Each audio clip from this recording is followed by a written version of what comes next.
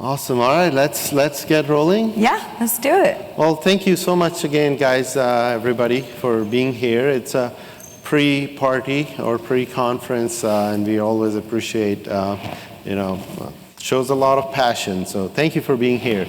I'm Kuram from Digilatics. Digilatics is a marketing agency that specifically work with a lot of home inspection companies across the country, and a lot of the things that we are going to share today are going to be the wins that we see across the country for a lot of these home inspection companies, what kind of marketing strategies that they implement or they do to win in their certain areas. Most of our clients and home inspection companies in general are local companies. So what is it that you need to do specially or put that into your strategy in comparison to some of the wins that other industries are doing, which are also home services? So we'll talk a little bit about it. And feel free to ask any questions if you want to write them down. Since I started this in 2020, I know a lot of you guys are in coaching programs, and one thing that I learned from my coach is tell your audience what you gotta tell them, then tell them, and then again tell them what you just told them. So I'm gonna try to do that from the speaker's point of view today, and Gabby is helping me with that too. We're gonna cover a lot of things today. So feel free to take notes, take pictures, and stop us at any point to ask any questions. Today we're most interesting topic. Recently it's been a talk of the town. We're seeing that in our monthly conversations with our clients. Like, what is it that we need to do to stay ahead of the game, stay on top of the list? When somebody think of our company, our services, how do we get in front of more and more people? And a lot of our clients, I would say it's a good mix. They're across from the country. We have a good number of clients who don't do any realtor marketing. By show of hands, how many of you guys focus 100% or majority of your business toward realtors? Majority, okay. And rest of it, do we agree that it's coming from direct to consumer? Yes? Good. So we do have some clients actually, and they've never worked on realtor marketing. They just started it. They built their business, scaled it to a bigger company, bigger size in their metros by just focusing on direct to consumer. But we also have a good number of customers that we work with across the country who are always focused on realtor marketing, and rarely they go or focus on direct to consumer. There is a lot of things that we will cover again in our presentation, but it's a good mix. Everything that we're going to talk about today, we're not saying you need to stop one or the other. Everything we're going to say is going to be do this in addition to whatever is already working for you. So let's jump right into it. Well, again, I'm the founder and CEO of Digilatics. Gabby here is our director of marketing. Lots of you guys already know Gabby and me. Some of the things that we're going to cover is, again, realtor versus direct-to-consumer marketing comparison, the benefits of direct-to-consumer marketing, challenges as well, and how to overcome those challenges for direct-to-consumer marketing. Some of the strategies that we are seeing across the country that are winning for direct-to-consumer marketing. What's the goal? Why we need to do that as a home inspection company? How do you collect that data, and how that data can become meaningful for your business and the power of that data? We have a case study from Greenworks that we're going to show you guys today. Greenworks is one of the home inspection companies in Texas. Some of the future trends we're going to cover, and then we have a bonus slide like always. Here's how I explain, like elevator pitch, who we are, Digilatics. Very famous quote by John Wanamaker, half of the money I spend on advertising is wasted. The problem is I don't know which half. That's what we do. That's exactly what Digital Addicts does for a lot of our customers, every customer. Some of you guys are sitting here and we help people who don't know you, don't know us. We help you understand your real marketing ROI and help you understand where your most leads are coming into your business, which funnel that you have is getting you the most number of leads, out of those, how many of them are qualified, and how many of them you are converting into business. So you get to see if you're spending $1,000 on salaried person for social media content generation is getting you more leads, or that another $1,000 that you're spending on Google Ads is getting you more leads. So you get to see where you need to spend more time, more focus on. So we're going to cover that in a little bit detail as well. But before I go next, I want to ask, anybody familiar with Vegas Sandwich? Vegas Sandwich from Las Vegas. So Vegas Sandwich. That's awesome. I love it. I love talking about it. So Vegas Sandwich is a term I learned. Of course, I'm a talker. I talk to people. I was checking into a hotel in Las Vegas one time and started talking. And I'm sure when you guys have gone to Las Vegas, there's always a long line for you to check in. So I was talking to this guy, very interesting person, and he taught me about Vegas Sandwich. What Vegas Sandwich is, when you're checking into a hotel, especially in Las Vegas, and I have tried it in other cities and countries as well, sometimes it works. The other times, you'd get embarrassed because you have to teach them what it is. So Vegas Sandwich really is when you're checking into a hotel in Las Vegas, you put $20 bill between your ID and your credit card, and you present it very nicely when you're checking into the hotel to the front desk person, and they already know what that is because you're quietly telling them, hey, I booked this cheap room. Do you have an upgrade for me? But you're also having a conversation with them, like, hey, how's your day going, and this and that. And sometimes I do find some people who just met a terrible customer, like you guys all have that negative review. So that person just met this negative review mentality person today, and they're still feeling bad. And that $20, $30, $50, depending on how long you're going to stay. So you want to make sure you're tipping them nicely. You get more than what you signed up for. So mostly I always get upgraded. I did get presidential suite twice, nicer rooms in Las Vegas, and what else you need? I mean, so you can throw your own party and have fun. So the reason I mention Vegas Sandwich in my talks is how do you get most out of the money that you're already spending on your marketing in your life for doing anything? It's always good to ask. The only chances you miss in your life or the opportunities that you've not asked somebody. So it's always good to ask. So I like when the audience don't know about this, and I love to share about this. And it works. It works for me. I'm sure when you get to try it, let me know next time when we see you at another event how it went. All right. It does work. I've seen it work also in Hertz and any car dealership. Yeah. We whenever we pick up a rental car. Yep. Always. That too. Rental car too. But yeah, I'll give it to Gabby to continue from here. All right. And just press this button, I'm assuming. Yep.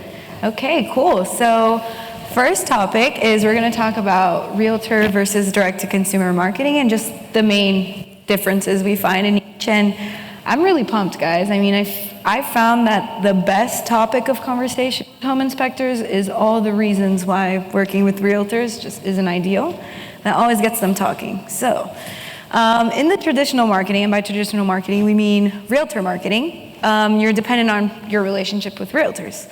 On consumer marketing, you get direct engagement through SEO, PPC, social media, and content, and that's much more scalable. You reach a lot more eyeballs.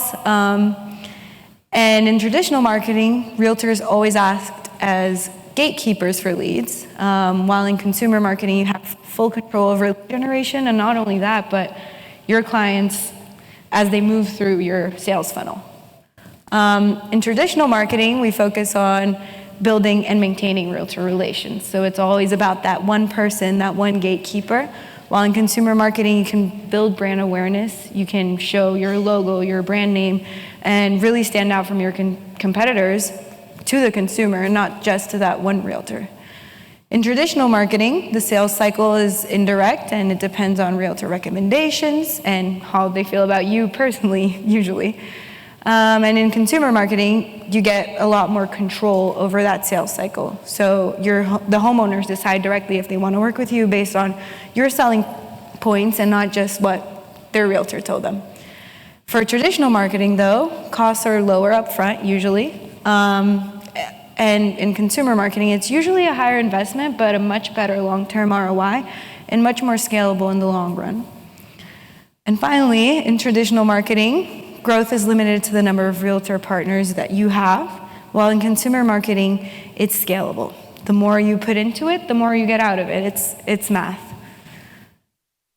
So this is really just a slide to really let it sink in for you guys to take advantage of all that is the direct-to-consumer marketing. That's going to help you boost your brand. It's going to help you stand out. It's going to help all your selling points. And then after that, it's just mouth to mouth, you know? So here are some benefits of direct-to-consumer. So you can create awareness, especially by local SEO. Like Karam said, a lot of our companies, a lot of our clients are local. And the idea is to rank high for the home inspector in whatever area you serve. And then you can build trust by using Google My Business and other local listings. Reviews really count a lot when you're doing direct-to-consumer marketing. Not only do you, if you go into a certain community inside your area, that mouth-to-mouth marketing really helps, but also building trust. So you can educate your audience through blogs, videos, social media, and really become a thought leader in your industry. You're giving your clients the information that they need and the information that you have. It's what you do. And then you can improve your business by analyzing customer data and insights. When you have control of the whole sales cycles from beginning to end, it's much easier for you to control the narrative. And then spend your money wisely by analyzing platform-specific ROI. Karam's going to touch a little bit more on that in the next slides. And then you can engage with your audience by using social media platform and using homeowner-centric content, making a lot more, personal feel. And it's a lot easier to build that trust. And then there's obviously some challenges to consumer-focused marketing, in addition to realtor-dependent marketing, and we want to make sure to highlight these so, nothing's all good. So there's competition. You guys have probably noticed a lot of your competitors already spending and investing in the digital space. So it's never late to start, but please make sure to don't stay behind. And then there's a trust barrier with homeowners, right? They're so used to listening to what their realtors have to say that sometimes working directly with them might take a little bit more, but after you build that trust, it's great. And you should always ask for reviews and ask for testimonials, because then you can use that to build your online presence and your reputation. And then capturing an attention in a crowded market. Everything exists online, so it's a lot of noise, so you need to stand out. You need to look at what it is that is your selling points. What would make someone who's deciding between 10 companies choose you? And then the higher initial investment in marketing, of course.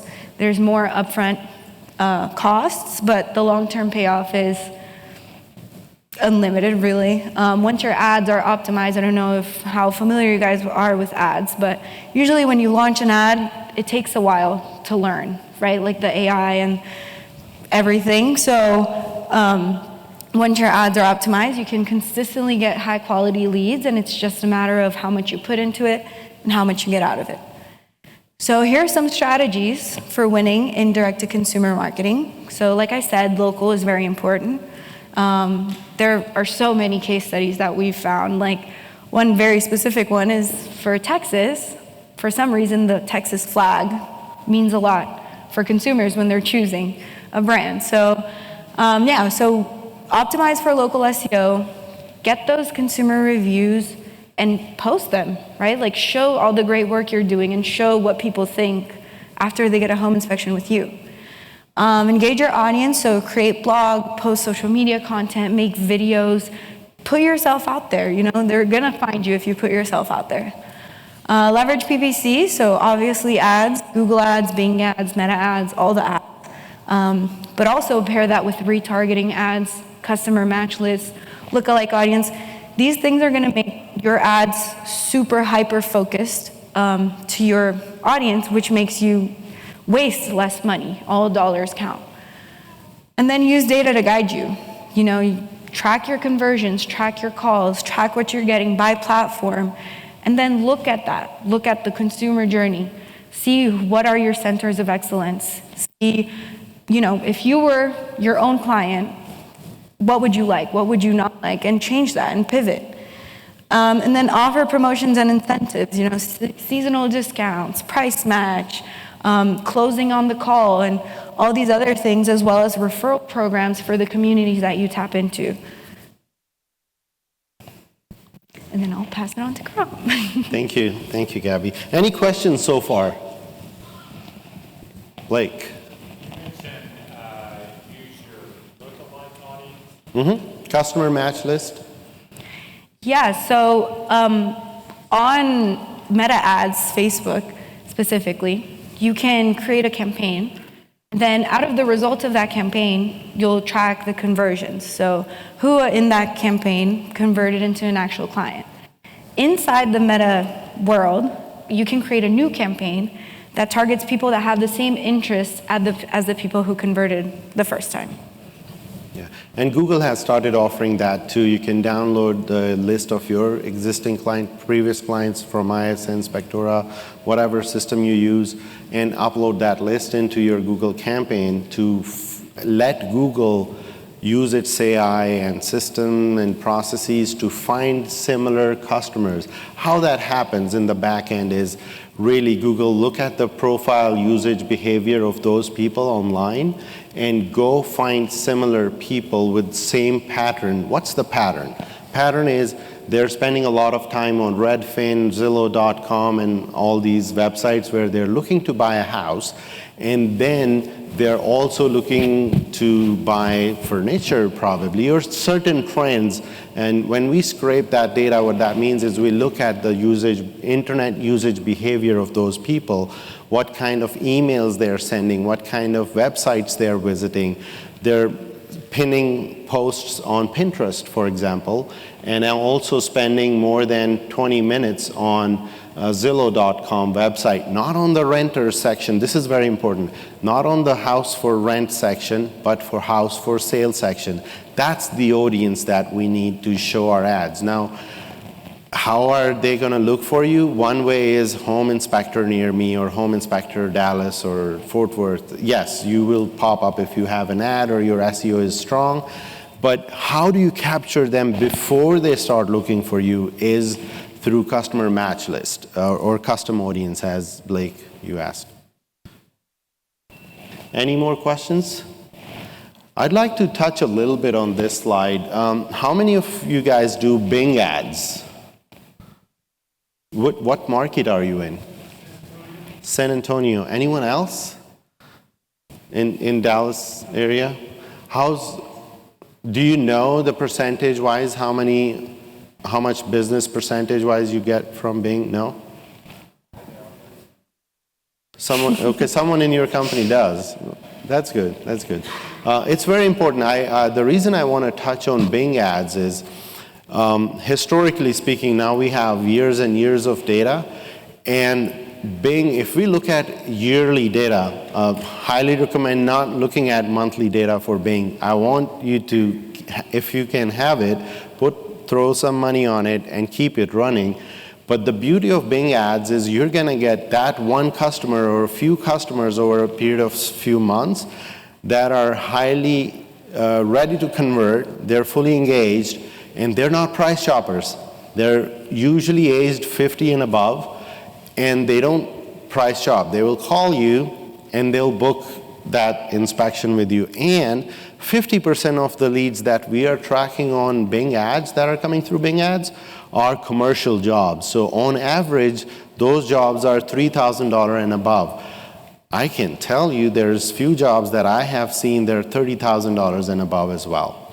So imagine if you're only spending $3,000 or $3,600 a year, and you're getting, $36,000 job or $5,000 job every other month, your ROI is huge. It's amazing. Google has a lot of competition. Bing doesn't. People always think like, who uses Bing?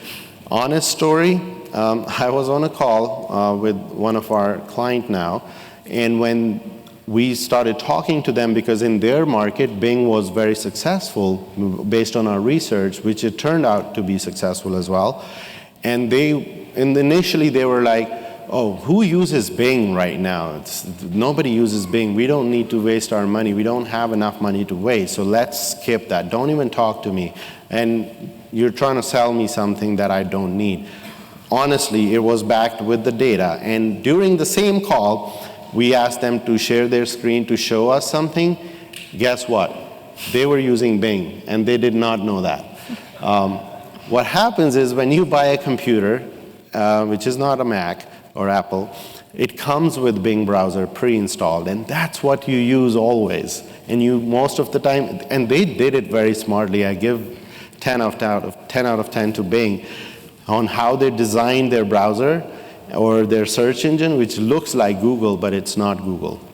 So if you guys use ChatGPT versus Bard, you would see the difference between the results you get from ChatGPT versus Bing-based or any other, you can compare the results, like which has more knowledge base, which has different outcomes that you're seeing. So highly recommend Bing ads if you can put that into your funnel, into your mix of marketing. And also do not track it on monthly basis. At least look at the data. Data is important. You want to look at it, but don't feel bad like, okay, we've spent $1,000, but it didn't produce anything, let's shut it down. No. Give it a couple months. Give it at least 3 to 6 months and see what kind of results you're getting. And I'm not saying spend thousands of dollars. Maybe $300 to $500 a month is enough. And then optimization comes in. You don't want to keep your campaign open for every day and all hours of the day.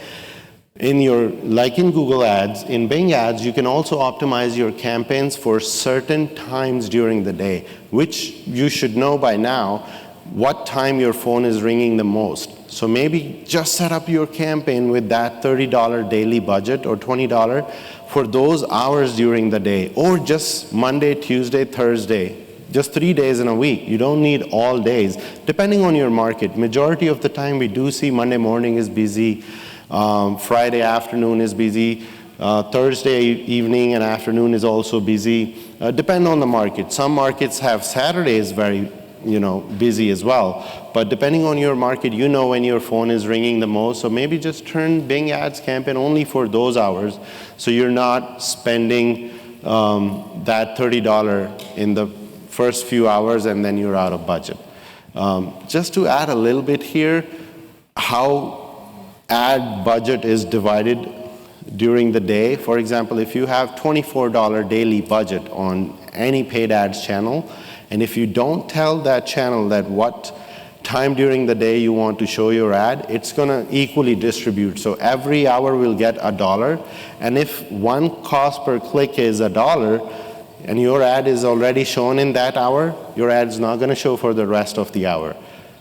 It will reset again at the next hour. So that's why you want to make sure when you're telling your marketing team, advertising agency, whoever is managing your campaigns, that these are the peak hours for your company, and that's where they should be optimizing your ads for just those hours and those days. Yep. And another data point about Bing is that we found that there are much less price shoppers in Bing than Google. Google is a lot of price shoppers. People are calling the first 5 links that they see. On Bing, it's like call and close. So yeah, and there won't be any other ad. I can almost guarantee you, but unless they're our client. You won't see anyone else. Mostly we don't see any Bing ads. Even in Google, lots of new kind of ads are coming in, like Performance Max campaigns. We're going to talk a little bit about it. They're one of the top ones that we are seeing across, across the country that is producing the highest results.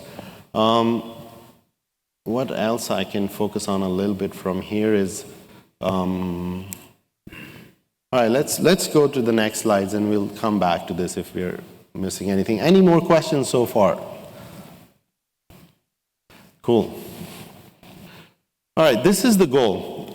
The reason we are talking about going into direct-to-consumer marketing is how the customer journey begins. It begins from a search, be it on Google search engine, be it on Bing search engine, or now lots of people are talking about ChatGPT has a search engine too. So how do you show your company or business in the top few results when somebody's searching for home inspector near me and your company shows up multiple times? Now this is new fancy thing you want to do.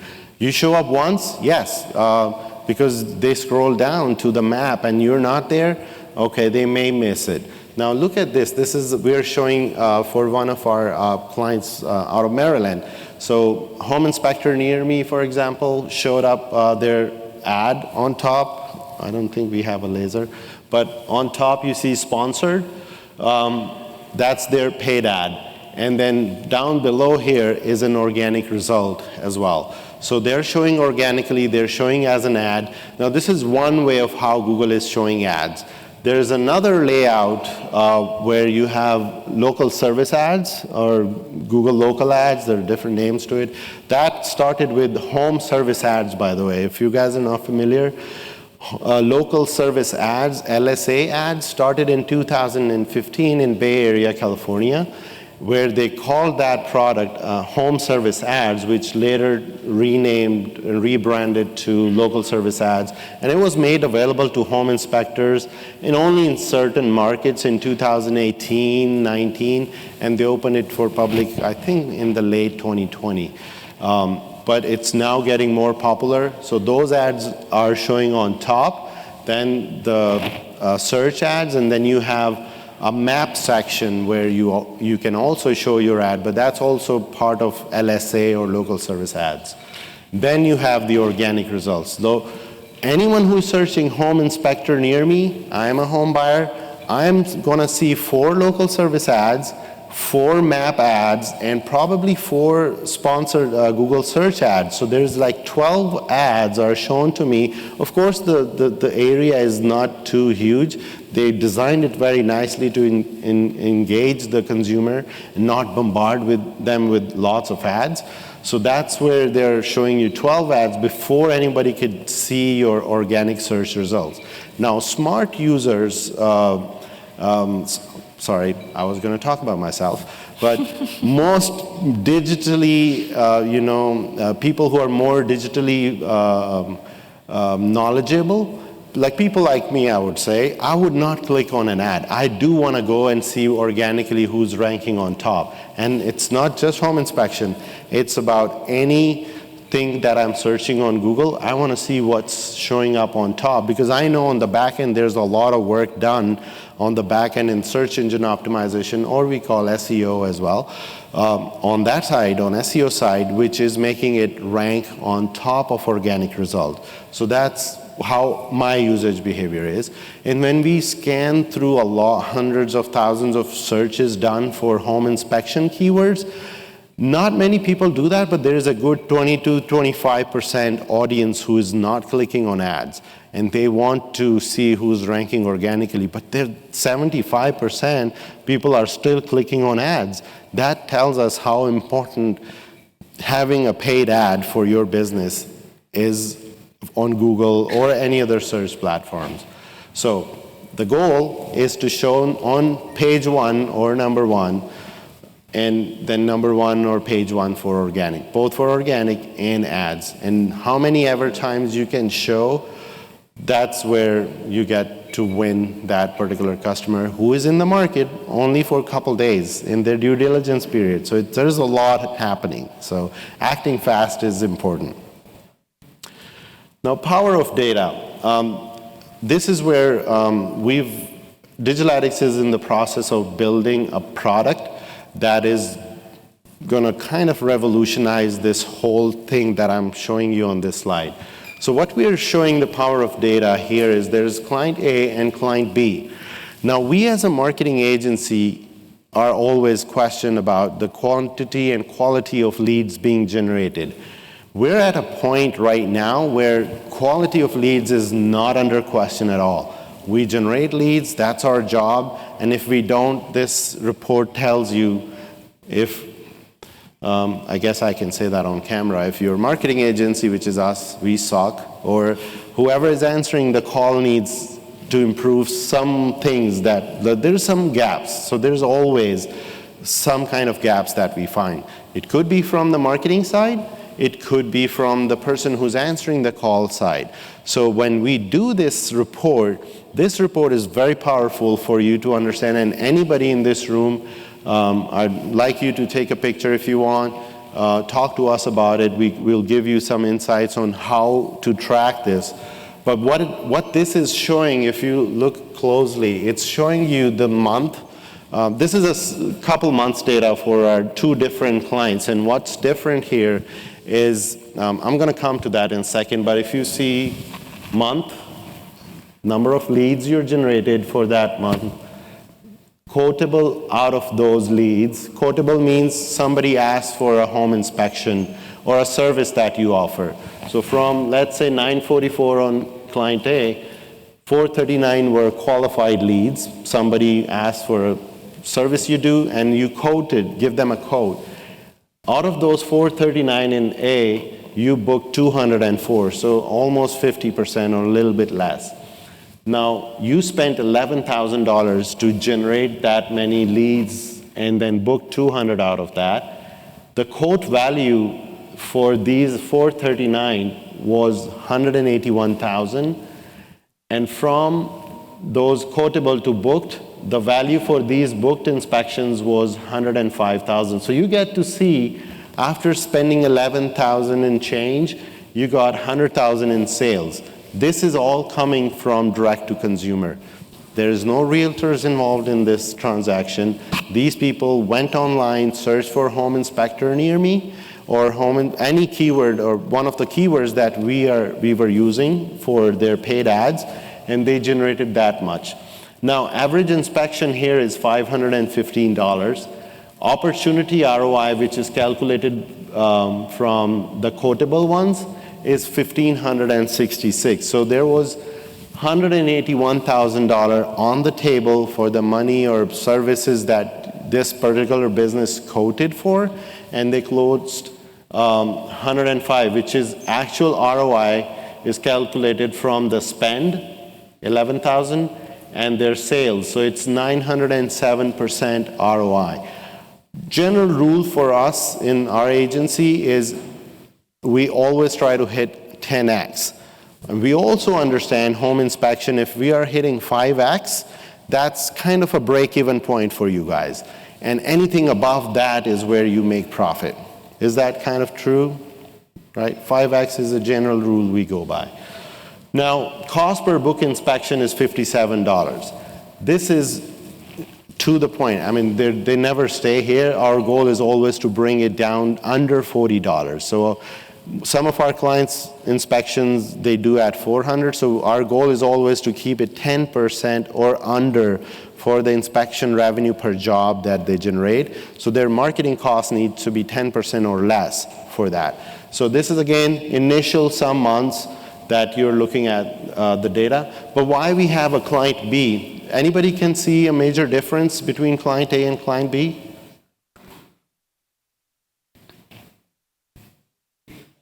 See? Yes, okay. I thought we were speaking Spanish. I don't, sorry.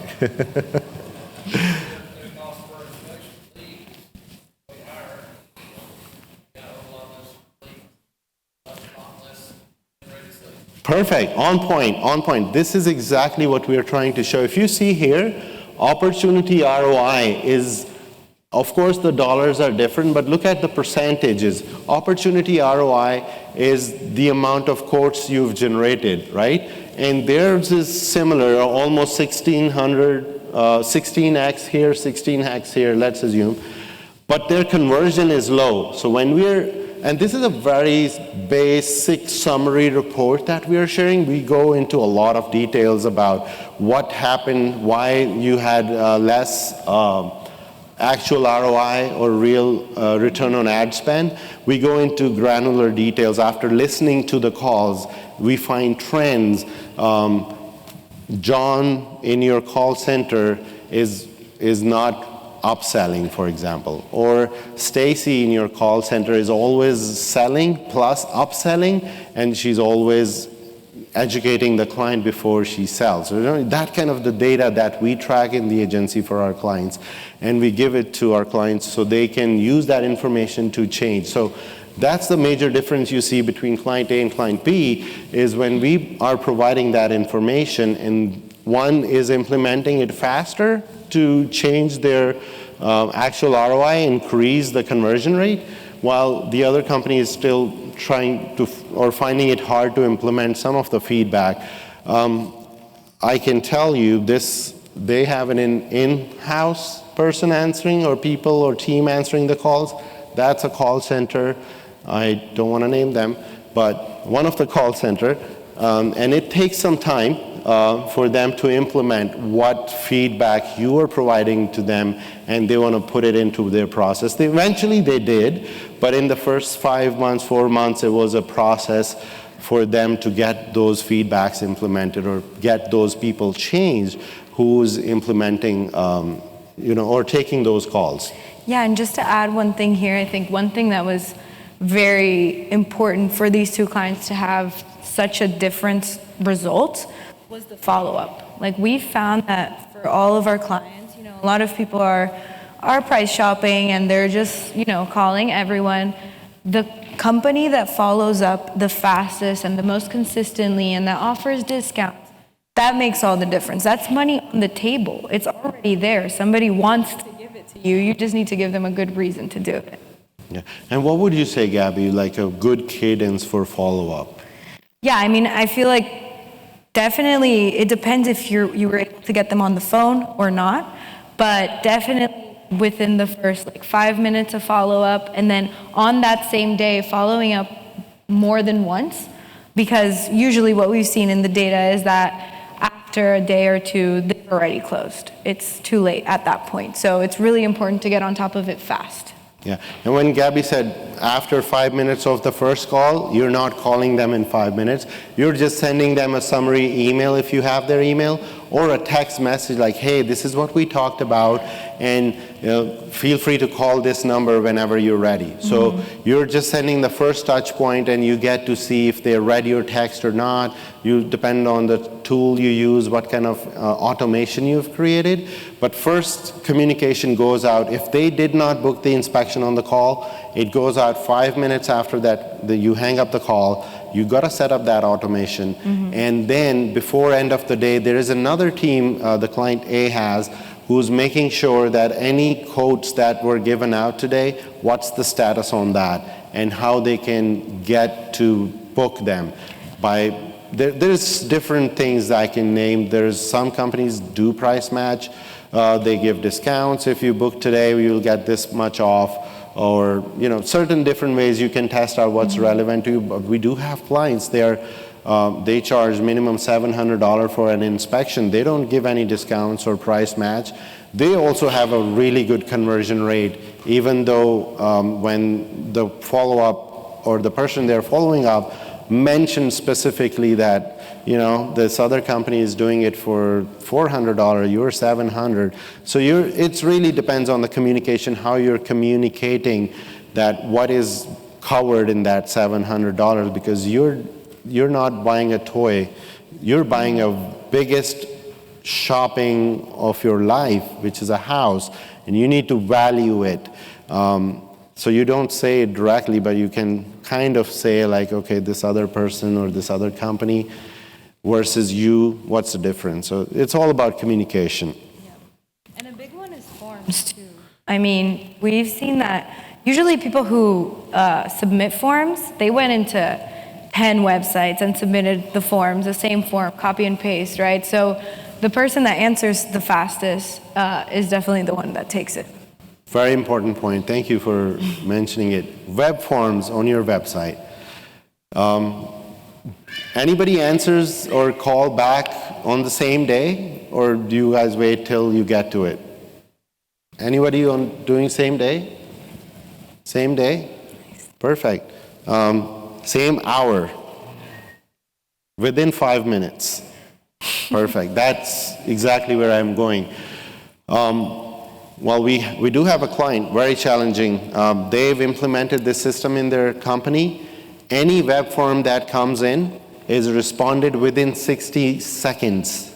They started with 5 minutes, they see some growth, and eventually they brought it down to 60 seconds internally. And when you do that, you're not giving this person an opportunity to keep searching on Google and keep submitting the form, because now you call them and they're stopping their search. They probably called or submitted one more form in that 60 second, and you got to them, and that's where the journey starts. So it's very important, however fast you can be on that. It's a win. It's a win. All right. Power of data. We were talking about what's the most important thing to track. So we do this service as Lead Insights, which is tracking all the calls that we are generating for our campaigns, be it search engine optimization or SEO, coming from Google My Business, coming from a paid ads campaign. And we set up, let's say, 12 campaigns per customer per location. All those 12 campaigns are being tracked separately for us to see which campaign is generating the highest revenue, highest amount of quotes, because we want to see what's working the best. Google offers variety of campaigns. I was talking to you earlier, Performance Max campaigns are one of the best ones. Yes, Google has its own dashboard to show which campaign is working fine, but we want to see which campaign is actually bringing dollars into your bank account. And that's how we track. On the previous slide, we looked at dollar values, and this is some of the key KPIs, I would say, we track for every single client, and more to it. But this is the base important one that you guys can add in your monthly, weekly, daily growth meetings with your marketing reps to track what's working and what is not working. You guys are welcome to take a picture of this if you want, to share it with your teams and start tracking this. One thing that I would add, actually missed calls is another important part. After working like several years in the industry, I learned that 3 missed calls mean 1 lost job. 3 missed calls is 1 lost job, and that could be $500 for you. And you should be tracking how many calls you're missing on daily, weekly, monthly basis, and then seeing if those calls that were missed were called back. And it goes back to the same analogy for the web forms, like, are you calling those web form leads within a minute? Same thing goes for missed call. If you miss a call, they're going to call the next person on the search that they found. And for you to bring that call, including everything you do in marketing, it costs roughly $25 if you run some numbers. Be it paid ad, be it organic SEO, be it your social media, be it someone else referred that person to your company. If you miss that call, that was $25 already in loss for you, and if you're not calling back. So try to figure out a way, set up some automations, set up some call flows. So here's how we do it. If one person can answer the call, it's still ringing for the caller, and it just goes to the next person and the next person and the next person. You can set up call flows in whatever calling system you use in the business, and that will make sure that call is never missed. So make the platform specific decision based on real numbers. Again, Tracking these KPIs by platform, use call tracking systems, use tracking numbers. So call tracking system can track automatically. There's a way they can dynamically, like CallRail. Anybody familiar with CallRail? What, you guys use CallRail? What do you use now? Zoho? Zoho can track every call and by source? Okay, but okay, Zoom info. So Zoom can track the source of the call as well? Or just the call? Okay,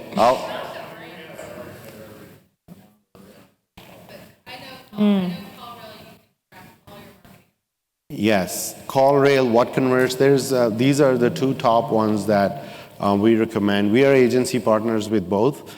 A lot of what Digitalytics dashboard that we've built is based on these calling systems.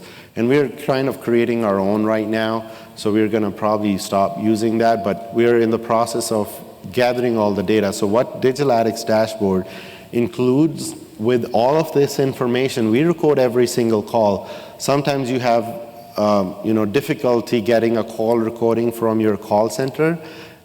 We have it in our dashboard. Every single call lead that comes through your website and or through our campaigns is recorded in our dashboard, be it a phone call, be it a web form. Text messages are recorded there too. Emails, chats on your website, all the session chat bots, every conversation is recorded in our dashboard, and you get to see, you want to see the call recording, log into the dashboard, you'll hear the whole recording. You can download it and text it to yourself or send it to whoever you want. And that call is transcribed as well. The best part, I love that. So it's transcribed, everything you need to know about it, and it's customizable to whatever fields you want to add. So for example, right now, we're pushing the integration that we're working with. Shout out to Lance. Yes, Lance is actually helping us as a test project on that. So in the beginning, Lance, if you guys don't know, Lance owns Inspect 360 and Studio USA. Shout out to Studio USA. They're coming out to record Real our producers. session as well. And Real Producers as well of Dallas, Fort Worth, and two more. Yeah.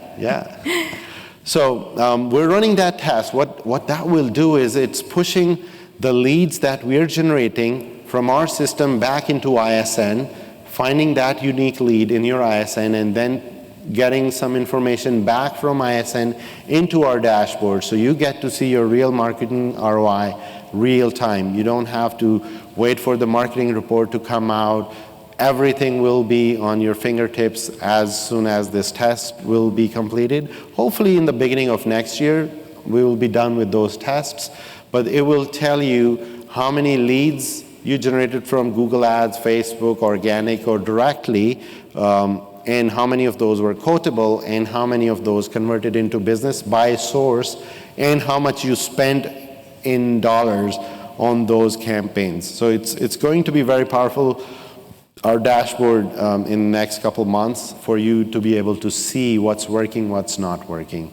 Another analogy I could think of is, imagine driving your car without a speedometer, or running your business without a P&L.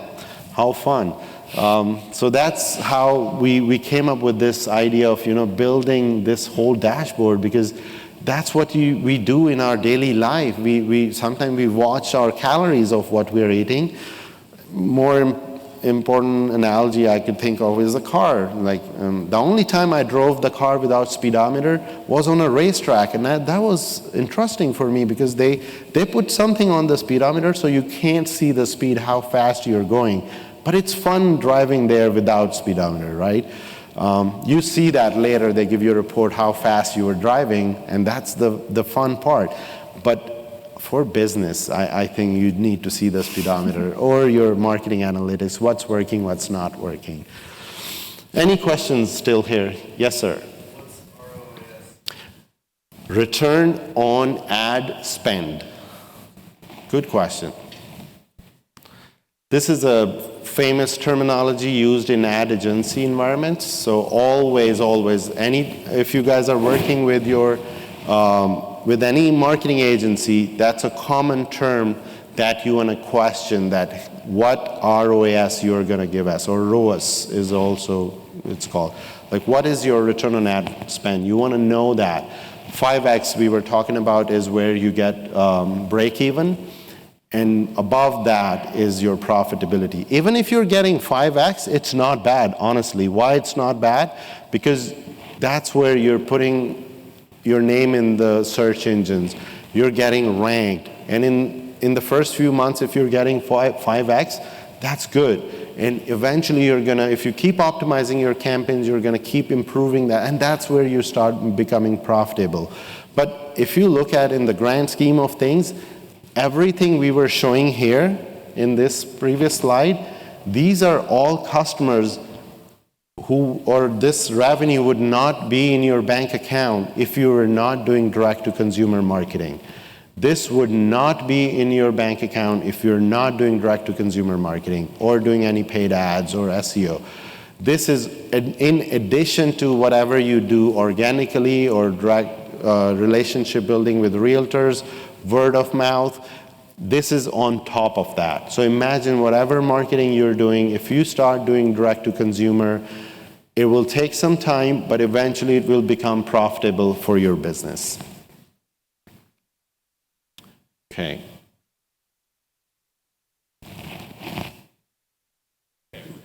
Yes.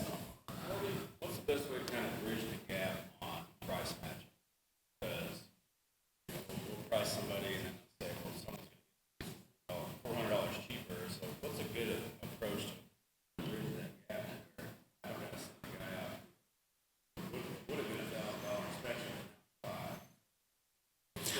So great question. The question that is brought is, what's the good approach to handle price matching? Price matching in terms of, hey, this other company is giving me $400 discount. What's the best way to bridge the gap? We listen to all these calls. My favorite ones are where they start asking very nicely, oh, thank you for sharing that information.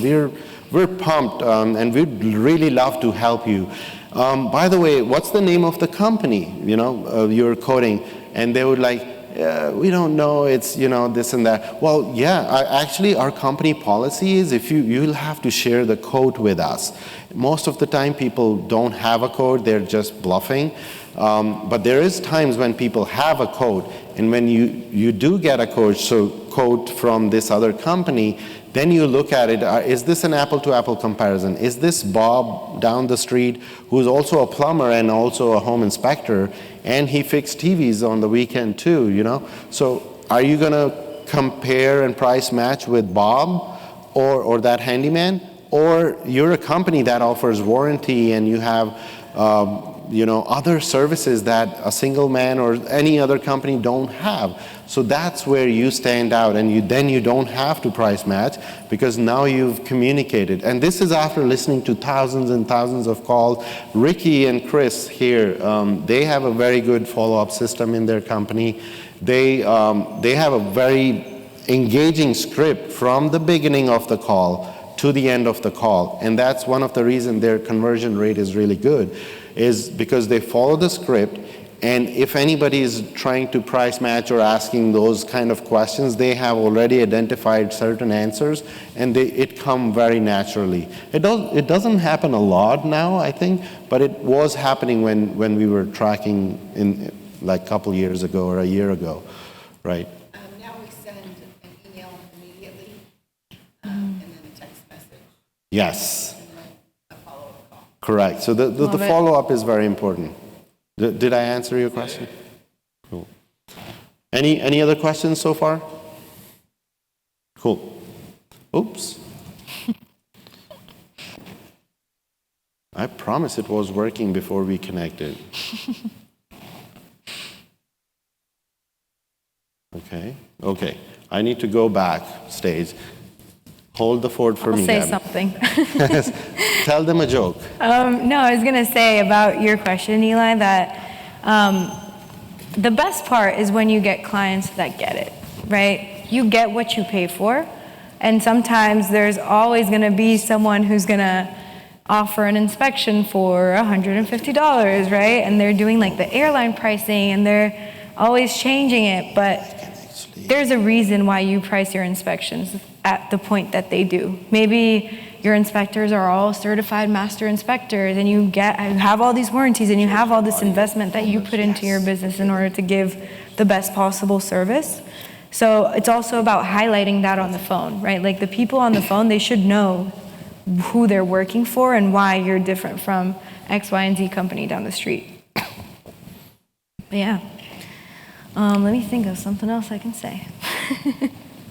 Well, I guess more on that, on these data that we found. I think one really important thing also is measuring the performance of different people who are answering your phone calls and answering your forms and all of these things. So what is it in that one person's behavior that's making people more likely to close with them than with the other person? And how can you build trainings around that and coach your team in order to increase their level to all be the same? Because at the end of the day, how the people are answering your phones and how the people are, portraying you, that's the reputation that you have in your market. When they tell their friends about the home inspection that they got with you, you don't want them to say like, oh, the person on the phone was super rude, right? Like you want them to be a good representative of who you are and what you stand for. Perfect timing. I can add to that. I'll tell you that's probably one of the most empowering things about the data that you give us is I'm not great. I don't like to micromanage. I would stay here because I think I'm switching back. How to do their job. They do a better than I do. But to have a report they get that they can actually see how a transcribed report, how many rings it took, how long somebody was on hold, all those little things that add up to an experience that clients get. To have a report that says that for every call is. Yeah, and then you can build like incentives around that too, right? You can say like, these are the most important KPIs for you, and here's how you can make money if you get better. But thanks for that, Lance. There you go. Yeah, all right, we're ready to play. So this is a testimonial. It includes some of the things we already talked about, but we really wanted to have you hear what some of our other partners and clients we work with are talking about, what they love the most or what's their favorite service with us. Hi, this is Jessica in Harmony. Greenworks Inspections in Texas. Since switching to Digitalatics and them handling our marketing, we have had a decrease of our cost per conversion. Sorry, we're working on the... You have a headphone out on that side. You can try to add the captions. I don't know if that's gonna work, but... Okay, try it again. And let's see. Since switching to Digitalatics and them handling our marketing, we have had... Hi, this is Jessica in Harmony from Greenworks Inspections in Texas. Since switching to Digitalatics and them handling our marketing, we have had a decrease of our cost per conversion by 90%. We have continued to have growth. We grew by 17% last year in our home inspection and 22% overall as a company. We're roughly, our call center is handling 3,000 calls per week, and we have reached a record of 101 inspections booked in one day, with 396 inspections completed for the week. For the last 5 weeks, we have exceeded any record that we've had within Greenworks' 14-year history. During that time also, we have seen record number of revenue. We have hit right at $1 million in revenue powered by Digitalatics. And my favorite part about Digitalatics would be that they really are a solid partner within our company. The best partnerships, you don't know if I work for you or you work for me, and that's definitely how we feel. Everyone's working together and to achieve the greatest heights and things that have not been experienced within home inspections. So we would say that Digitalatics has provided us with the opportunity to grow our business. We've hired 8 inspectors in the last month to just try to keep up with the volume of calls and orders that we have coming in, as well as 10 sky's the limit from here. Absolutely, yeah. I couldn't think of a better partner. I have met so many wonderful companies out there, but no one compares to Digital Addicts. They've just been tremendous. Their insight into the industry, their knowledge on how to actually use Google and other platforms to really help get your business out there and help you grow and strive the way you want to. They're just the best. We love them and highly recommend them. And Digital Addicts handles all of our digital marketing. Let me know Our when inspections you that get we're in. I'll receiving, mute this, switch over to that, 40% and then switch of back. our inspections are coming from Google and from Digital Addicts efforts. That's a large number within this industry, we know, but that's definitely, they've been able to help us crack the code on how to go direct to consumer and not be so reliant on realtor relations. They're building our website as of now. They truly are a partner for anything to do with, the SaaS model. Whenever we're looking at whether it's lead tracking or, different softwares, website software to be able to convert the highest leads, we are able to partner with them and ask them advice and assistance with any of those, as well as our branding. That has been wonderful, and we appreciate everything that Digital Addicts has done for us, and we will be a lifelong partner. Oops. So, Yay, green nerds. we'll crop that. All right, Back on track? back on track. Okay. Look, some of the future trends that we are seeing across the country, and based on the research, the data that we are looking at, we're seeing a lot of emphasis being put on voice search, smart devices, how those are happening, like Alexa, Siri, Google Assistant, and these are the platform where local searches are getting more popular, and companies are spending or putting effort in order to rank themselves on those channels. I'm sure you guys have tried on Siri, hey Siri, find me a home inspector near me. And the search results are gonna start showing, and that's where you're gonna talk to your SEO team to make sure that you're showing up in those search results. Again, action item for search results is putting the structured data and frequently asked questions on your website to match the common voice queries to ensure your business shows up in these results. Now, I'm sure a lot of us have FAQ section on our website, but sometimes Google is not understanding that. The reason Google doesn't understand is the structure of those FAQs needs to be based on what kind of searches people are, like what is it that people are searching for? Anybody, you guys familiar with Search Console? Search Console, Google Analytics? Okay, so Google Analytics is just showing you what's happening on your website, the traffic, new users, repeat users, and all. Search Console is a little bit pro on the next level, a little bit techy, but it also shows you what people are typing in Google search to come to your website. It's very important to see what is the long tail keyword or a specific word or phrases people are typing in their search engine to find your website. Now, your FAQ section on your website need to address those questions specifically in order for you to get your FAQ section show up in Google search. When somebody's searching for home inspector near me, that's when your FAQ section will show up. Again, I'm trying to make it sound very simple. There's a lot of work that goes on the back end, but that's in order for you to do certain things, like your blogs. I'm sure everybody is writing a lot of blogs, a lot of content you're generating. The verbiage or the way the content is being written needs to be humanized, how you can have natural language. In AI, there's a lot of conversation. We're going to talk about it on tomorrow's talk AI panel.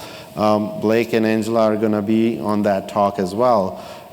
So we're going to talk about that, like how natural language processors are working on the back end and how AI is helping. But when you're putting content on your website, the same science is behind that whole thing.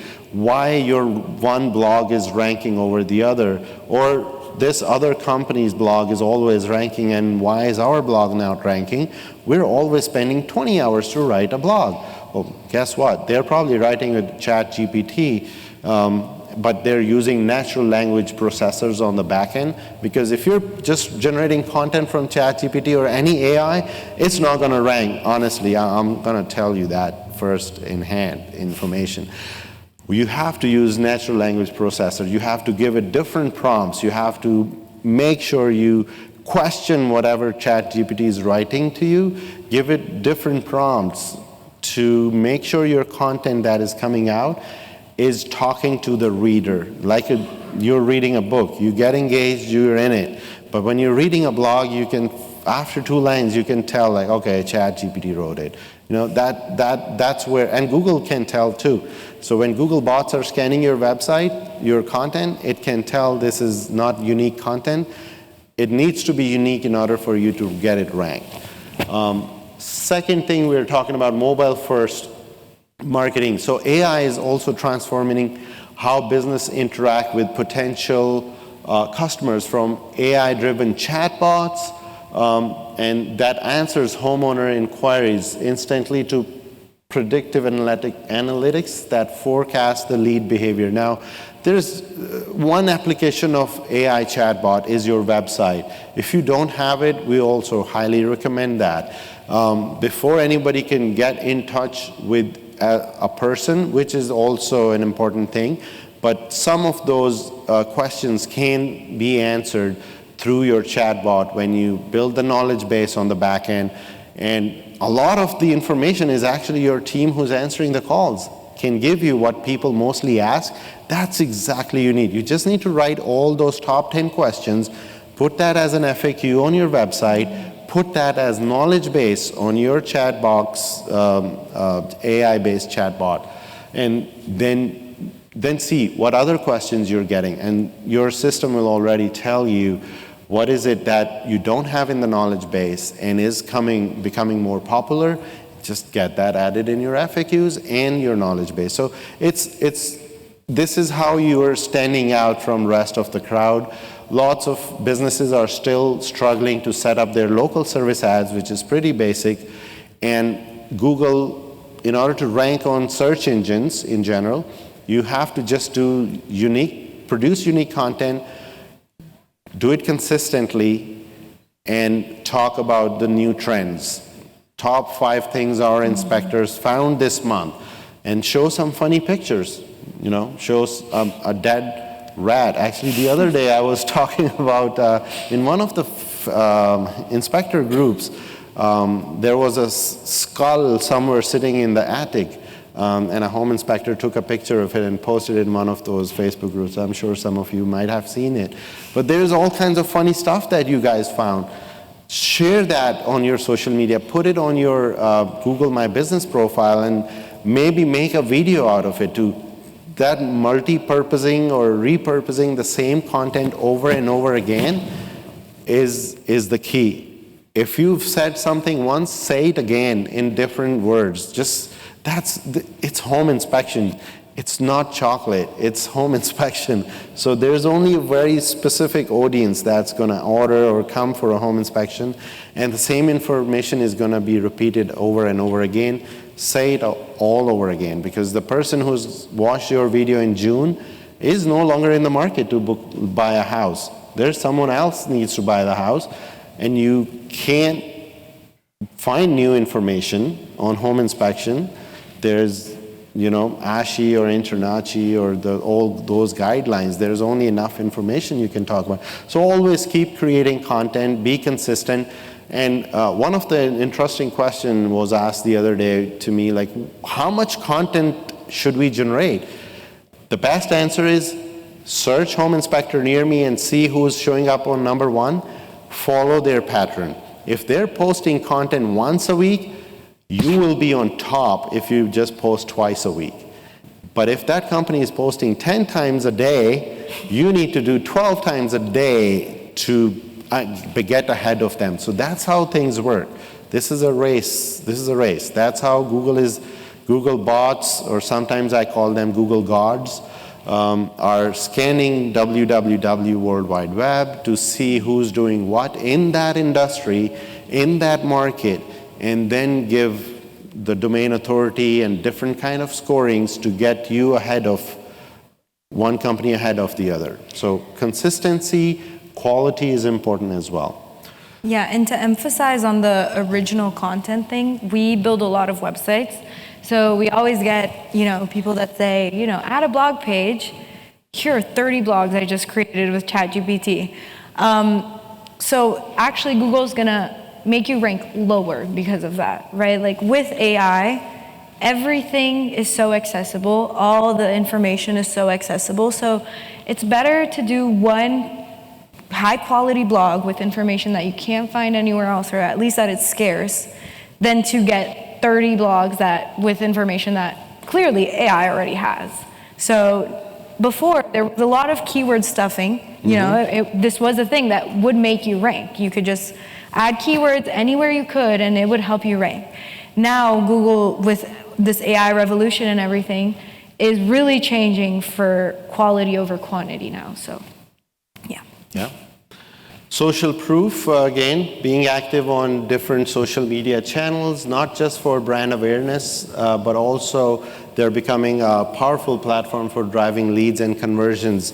Earlier this morning, Delta was talking about how you guys create a lot of video content. One of your inspector video went viral. We were talking about Super Inspector. So that's, it's not hit or miss, but consistency is very important. You keep creating content. One day, someday, some video is going to get viral, and that becomes your lead generation source. It becomes its own Google. In fact, I was testing out on TikTok.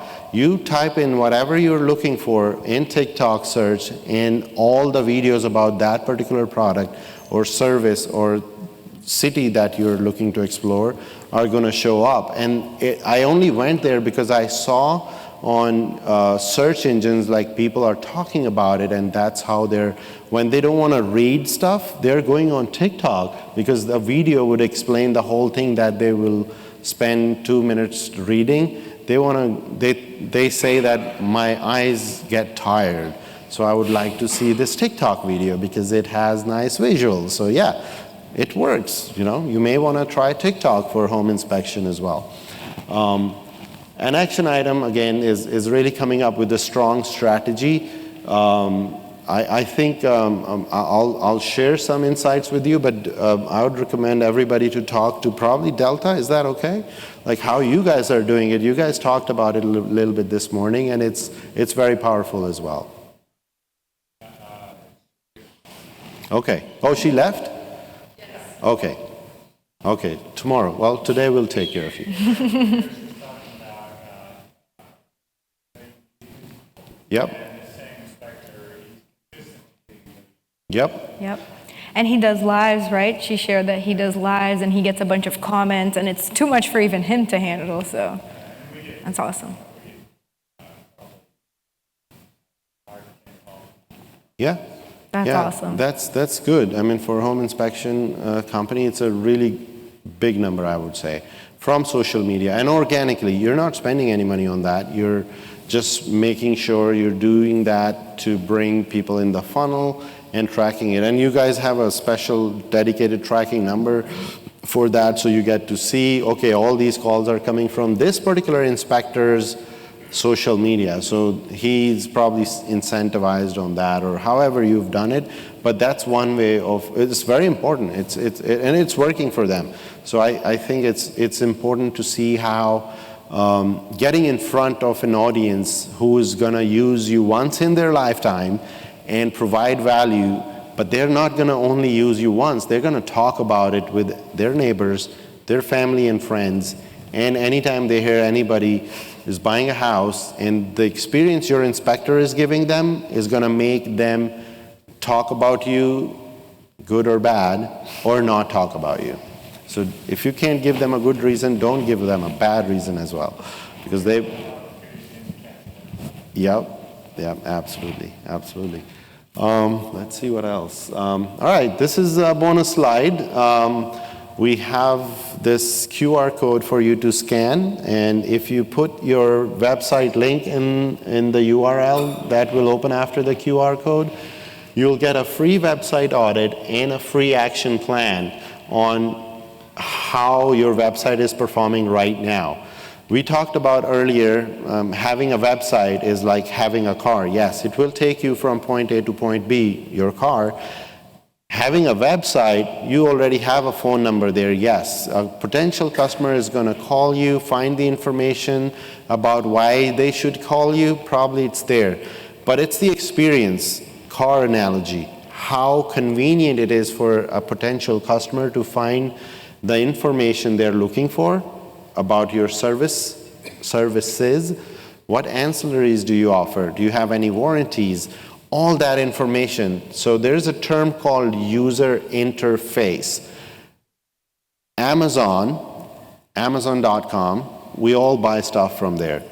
Before COVID, especially before COVID, anytime, actually me and many other people I know, I always had like 20 items sitting in that cart, because yes, I'll get to it. I need to buy it. Let me think about it, but I'll put it in the cart. And then one day, then I need to buy this particular pair of socks right now. I have to move everything in the saved folder. It takes like 20 minutes or 10 minutes. Then I can buy that socks or juice or anything that I need to buy. But now Amazon came up with, well, not now, in 2020, they came up with slide to buy now. Click to buy now, right? They tested two different versions, swipe right to buy now or click to buy now. So they kept the click to buy now. That's the user experience. They learned from watching people or customers' behavior on Amazon that people are spending a lot more time to buy this $7 product. Why is that? But they also need it, and it's only available at Amazon, and that's why they're spending 7 minutes or $7 and spending 10 minutes to move everything. Let's improve the customer experience.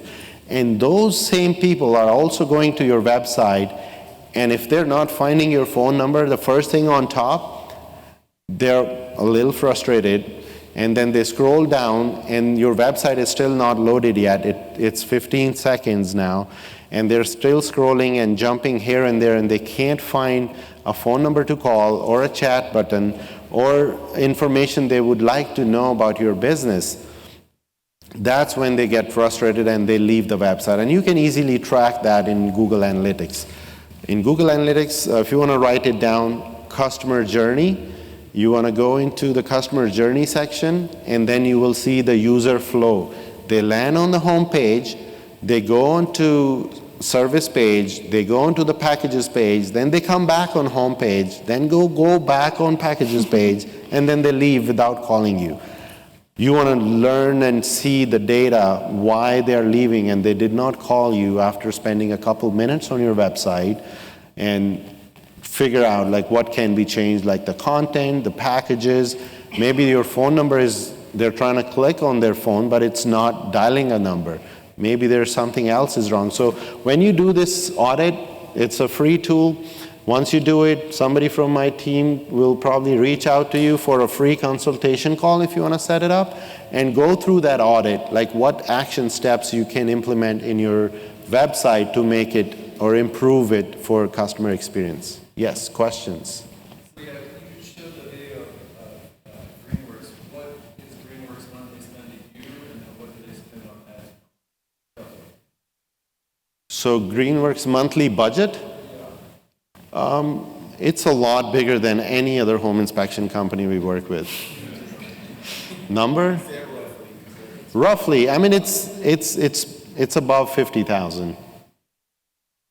And that's to you, or that's farm? No, we're talking Just about paid budget. ads. Just Google, Bing, Facebook. Well, they're pretty much versatile in their spending. They have a very unique setup. Like their business is mostly direct to consumer, and still to date, I don't think they do too much of realtor-specific marketing. They probably just started recently, but their focus is always has been direct to consumer. Cool. Any other questions? Good. And you're welcome to talk to us. We will be hanging out in the lobby area outside. Okay, questions, perfect. We'll be hanging out in the lobby. If you get this scan, you'll receive the email report for this, your website scan, and stop me or Gabby and we'll help you go through this. Or if you want to go relax and talk to us later, there will be an email coming to you to set up a free consultation call with one of our experts. Feel free to do that, and we'll be happy to help you understand what action items you can do on your website. Thank you, everybody.